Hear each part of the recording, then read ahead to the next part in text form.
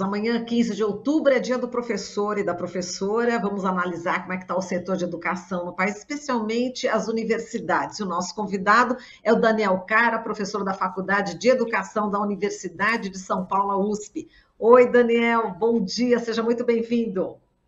Bom dia, Marilu, bom dia a todos os ouvintes da Rádio Brasil Atual.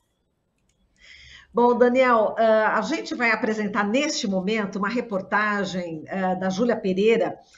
Estudantes de todo o Brasil, como você sabe, estão se organizando para debater sobre os cortes de Bolsonaro na educação. Na noite de ontem, alunos da Universidade Federal do ABC se reuniram em assembleia. A reunião foi convocada após o governo federal anunciar o congelamento de 328 milhões de reais para universidades federais. O valor foi desbloqueado após a mobilização da comunidade universitária. Mas a gente vai acompanhar primeiro aqui a reportagem, você vai assim acompanhar conosco, com os nossos teleouvintes, e em seguida a gente volta para fazer os comentários. Pode ser, Daniel? Tá ótimo, vamos lá. Vamos lá, Júlia Pereira.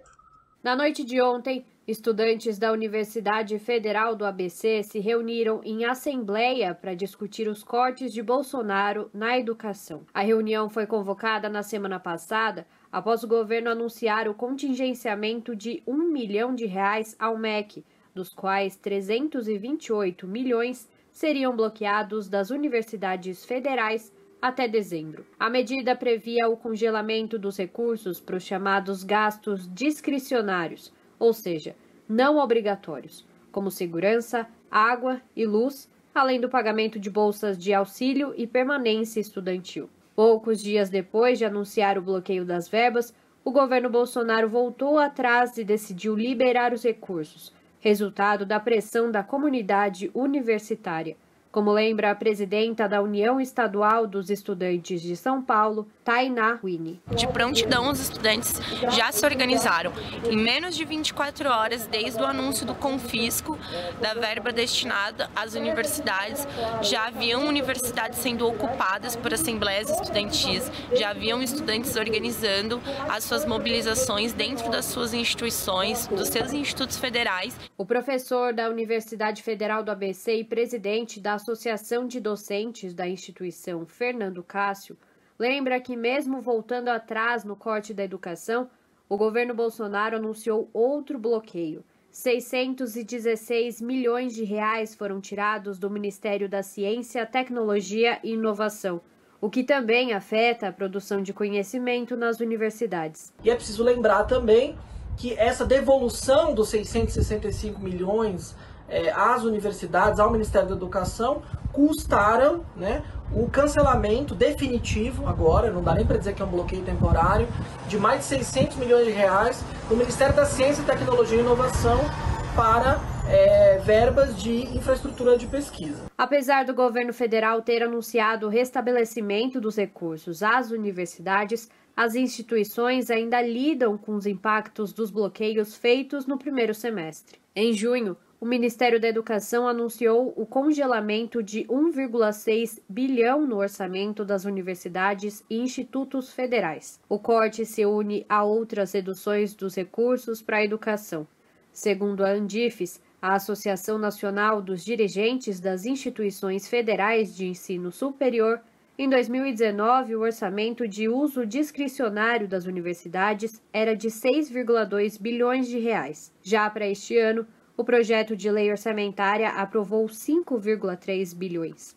Ana Júlia, presidente do Diretório dos Estudantes da UFABC, diz que no caso da instituição, criada no primeiro governo Lula, a única forma de manter o funcionamento é cortar despesas como água e luz. A única forma, é um absurdo, é não pagar conta de água e luz, porque as grandes empresas não vão sofrer com a abraço se a universidade não pagar. É o único jeito que tem para cortar da faculdade a questão financeira, da onde que tem para cortar para manter a universidade funcionando, que é um absurdo.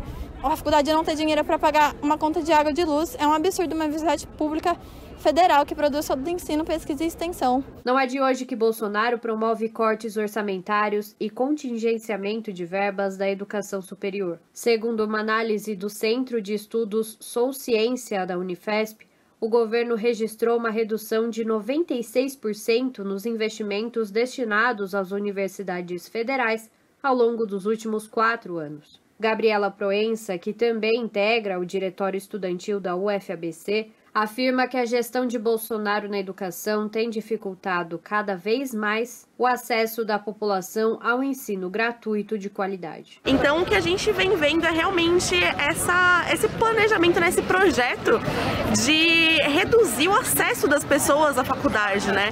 E com isso também afastar as pessoas, né? As pessoas mais periféricas do acesso ao ensino superior gratuito, de qualidade e de ter realmente essa capacidade, né, de movimentar o país, movimentar as ideias. Durante a assembleia na Universidade Federal do ABC, os alunos decidiram pela paralisação das atividades no próximo dia 18, para participarem de uma mobilização nacional contra os ataques do governo Bolsonaro à educação.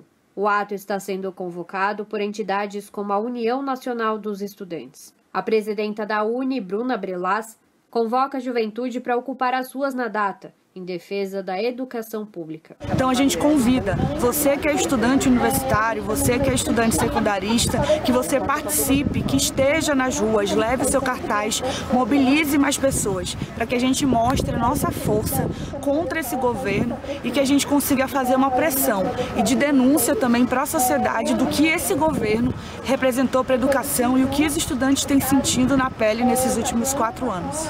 Júlia Pereira, Rádio Brasil Atual e TVT. Portanto, agora são 8h41, a gente volta com o Daniel Cara, professor da Faculdade de Educação da Universidade de São Paulo, que acompanhou conosco aqui a reportagem da Júlia Pereira, lá no ABC Paulista, enfim, com essa mobilização toda, né, dos estudantes. E a gente viu, né, que o governo Bolsonaro recuou, né, nos cortes da educação, como diz bem aí a reportagem da Júlia Pereira, só que acabou bloqueando por um outro lado, né, Daniel, 616 milhões do orçamento destinados justamente para o Ministério da Ciência, Tecnologia e Inovações. Como é que você viu mais esse corte e agora realmente, ao que parece, definitivo, né? Bom, primeiro, parabenizar a reportagem. Eu acho que ela traz um retrato muito claro do que está acontecendo nas universidades.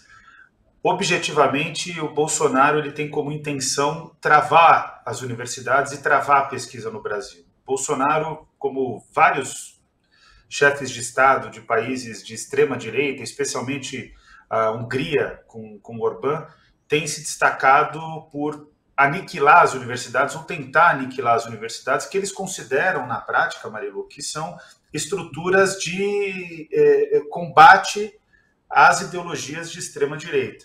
Então, o que é importante frisar é que, para o bolsonarismo, atacar as universidades é, inclusive, parte de uma estratégia mais global de hegemonia política dentro do país. Então, se trata de um projeto que é um projeto exclusivamente partidário, um projeto que é exclusivamente relacionado aos interesses do bolsonarismo e não aos interesses do Brasil. É bom lembrar que, no caso das universidades, o Bolsonaro só tem uma política. Na educação básica, todas são políticas instrutivas também, mas ele tem escola sem partido, ele tem educação cívico-militar, ele tem educação domiciliar, que são as iniciativas principais em termos de guerra cultural, que é para isso que ele, na verdade, trabalha na realização das políticas públicas. No caso das universidades, como ele não tem nenhuma chance de mobilizar professores universitários, de mobilizar estudantes, como ele é extremamente secundarizado, né, dentro do debate universitário, do debate científico, ele trata a ciência e a universidade como inimiga.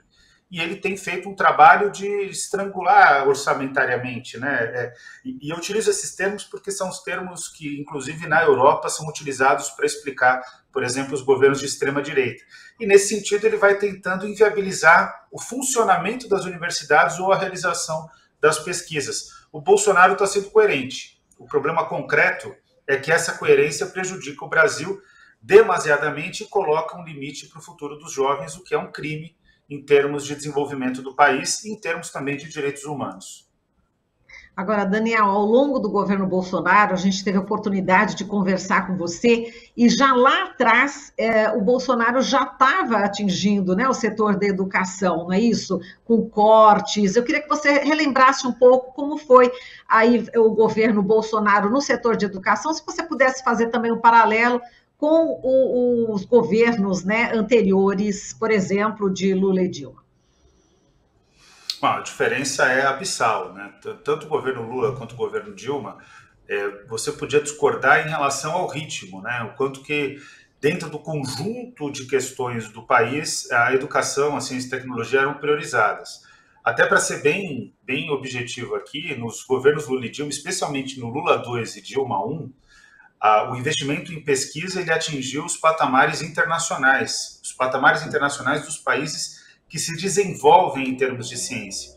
Num determinado momento no governo Dilma, por exemplo, o Brasil atingiu mais de 3% do PIB investido em ciência e tecnologia. E o Fundo Monetário Internacional, que está distante de ser um órgão que se preocupa com o desenvolvimento dos países, especialmente dos países de renda média, como é o caso do Brasil, ele apontava que se você investe 0,5% do PIB, em 10 anos você obtém um crescimento do PIB equivalente a 5%. Ou seja, investimento em ciência e tecnologia é extremamente eficaz e dá um resultado muito grande. E a gente vinha num bom caminho, e até era importante frisar, né, que a gente vinha num bom caminho que acelerava o processo do investimento em educação, investimento em ciência e tecnologia, que já começava a dar resultados. O problema concreto que veio o governo Temer, paralisou, implementou a emenda à Constituição 95 de 2016, e o governo Bolsonaro é pior do que o governo Temer, porque, além do congelamento imposto pela emenda 95, o governo Bolsonaro reduziu o investimento em educação. Para se ter uma ideia, sem descontar a inflação, hein? Sem descontar a inflação. Em termos do que de fato é executado de investimento em educação, no governo Dilma era 145 bilhões de reais. E hoje o orçamento do Ministério da Educação, aquele que de fato é executado, é de 80 bilhões de reais. Ou seja, nós retrocedemos pela primeira vez na nossa história. Então nós tínhamos dois governos, né, especialmente Lula 2 e Dilma 1, que fizeram investimentos inéditos em educação, e a gente vinha acelerando um processo de ganhar protagonismo no mundo em termos de ciência e tecnologia, especialmente no governo Dilma, no primeiro governo Dilma. O fato concreto é que a partir do bolsonarismo, do Temer, a gente tem um congelamento, e do bolsonarismo a gente retrocede. Então é uma situação extremamente preocupante. O Bolsonaro, ele de fato tem as universidades como inimigas. É sempre bom lembrar o que aconteceu de 2018 para cá, como você perguntava, né? Em 2018, no segundo turno da eleição presidencial, o bolsonarismo tentou causar um processo de censura às universidades e de controle do que ocorre nas universidades. Até com ações vinculadas a órgãos de segurança, o Supremo Tribunal Federal dá ganho de causa para as universidades. Ou seja, eles tentaram praticar uma censura inclusive violenta, e o Supremo Tribunal Federal dá ganho de causa para as universidades. Em 2018, Bolsonaro ainda não era presidente. Em 2019, ele já começa com cortes. Nós realizamos grandes manifestações e aí fica sempre esse processo. Ele faz o corte ou faz o bloqueio, a gente se manifesta, ele retrocede, mas na prática, no cômputo geral, é importante reiterar esse aspecto, a gente está perdendo recurso nesse processo, porque a cada corte que ele implementa e depois desbloqueia, na prática ele tira o corte de um lugar que importa para a educação, ciência e tecnologia e coloca no outro, como aconteceu agora. Ele tirou esse bloqueio do Ministério da Educação e colocou o bloqueio na pasta de ciência e tecnologia. Então, na prática, é um governo que não quer que o Brasil desenvolva a educação superior. Ele entende as universidades como inimigas. E para você ter uma ideia, Marilu, eu quando fui para a Europa, agora no âmbito das Nações Unidas, fui para Genebra. Aliás, daqui a algumas semanas eu volto, porque o Brasil está sendo analisado pelos outros países em termos de cumprimento dos direitos humanos, em especial do direito à educação. E é interessante observar que quando eu precisava explicar para uma missão internacional de países que não conhecem em profundidade o que ocorre aqui no Brasil, era simples dizer que o Bolsonaro está fazendo quase a mesma coisa que o Orbán fez na Hungria, que foi, inclusive, um trabalho de fechamento de universidades por meio do estrangulamento orçamentário. E o que é desesperador observar é que todos eles entendiam. Aí depois eu completava e dizia, mas o Bolsonaro está fazendo, inclusive, pior, porque além de atacar a universidade, ele também ataca a educação básica, e nós já temos casos de expressão de violência dentro do processo político brasileiro que pode recrudescer com o Bolsonaro perdendo, ou com o Bolsonaro, que é o que deve acontecer, ele deve perder a eleição, ou com o Bolsonaro ganhando a eleição, porque, de fato, ele conseguiu organizar uma estratégia de mobilização de um setor da sociedade, inclusive armando esse setor da sociedade por meio de decretos presidenciais. Então, a situação, de fato, é muito preocupante. As universidades estão no centro da prioridade de ataque do bolsonarismo em relação a todas as expressões daquilo que, de fato, importa para o povo brasileiro. Bom, e de acordo com a reportagem da Júlia Pereira, como você acompanhou, existe a mobilização agora para o dia 18, na próxima terça-feira. Qual que é a tua expectativa em relação a essa luta dos estudantes e professores na próxima semana? Bom, em primeiro lugar, parabenizar a União Nacional dos Estudantes, que realiza essa manifestação. É fundamental que essa manifestação tenha uma grande adesão. É importante frisar até que, diante de todos os ataques, eu até senti, Marilu, falando aqui muito sinceramente, eu senti que tanto professores, e aí eu me incluo nesse conjunto, como também estudantes universitários, eles demoraram para se mobilizar. Mas, por sorte, nós encontramos um acordo de mobilização. Então, dia 18 é um dia central na luta pelo direito à educação, mas também na luta pela democracia. É importante frisar que, considerando o século XXI, a complexidade do século XXI, a democracia ela não pode ser simplesmente uma preocupação relativa à questão representativa, ao respeito das instituições. Democracia significa, concretamente, abrir possibilidades, garantir oportunidades iguais. Democracia significa estudo aprofundado em termos de ciência e tecnologia, desenvolvimento de novas tecnologias, desenvolvimento de inovações. Então, nesse sentido, é imprescindível essa mobilização, que parece que é só uma discussão sobre um tema orçamentário. Se fosse sobre isso, já era mais do que suficiente e urgente a mobilização. Mas, na prática, é uma mobilização em defesa da democracia, e a gente deve comparecer, deve colocar peso nessa atividade, deve falar, deve fortalecer a luta por uma sociedade mais justa, e tem que fazer, de fato, a crítica ao que representa o bolsonarismo, que é um instrumento destrutivo daquilo que o Brasil tem de melhor. A Amazônia, o povo brasileiro, porque quando se ataca a educação, está se atacando o povo brasileiro, o futuro do Brasil em relação à ciência e tecnologia. Então, é um momento bastante dramático que nós vivemos na nossa história, talvez o mais dramático, certamente, desde a redemocratização, e a gente precisa colocar peso nessa atividade, precisa ter presença, precisa se mobilizar para garantir que o Brasil consiga repensar o que está acontecendo aqui no nosso país e tome uma decisão bastante assertiva no dia 30 de outubro, evitando que o Bolsonaro permaneça no poder. Exatamente. Então, essa manifestação, pelo que você está falando, né, Daniel, parece que vai transcender exatamente o campo da educação para o campo democrático, né? Então, deve ter a adesão exatamente de movimentos sociais, de pessoas, né, que estão na defesa da democracia no país, né, Daniel? Exatamente. E é importante sempre frisar, né, educação é democracia, política de assistência social é democracia, política de ciência e tecnologia, que está vinculada à política de educação e democracia, política de habitação é democracia. O que o bolsonarismo conseguiu fazer é que as ameaças à democracia são tão graves que ele conseguiu reduzir a agenda de reivindicação do povo brasileiro. E é importante frisar que o caminho não é o da redução da agenda, é da expansão da agenda, é mostrar para as pessoas que elas merecem ter uma vida melhor, que elas merecem ter acesso à universidade, que o acesso à universidade tem que garantir permanência. Marilu, se a gente for analisar os cortes, na prática, é claro que os reitores estão apontando uma preocupação sobre contas que, se tiver bloqueio, eles não conseguem pagar e que inviabilizam o funcionamento da universidade, água, luz, coisas muito básicas. Mas, na prática, depois do processo de tentativa de bloqueio, o que sobra são cortes na permanência estudantil. Marilu, pela primeira vez na história do nosso país, os estudantes estão ficando desalentados. Eles já não acreditam que é possível entrar e permanecer na universidade.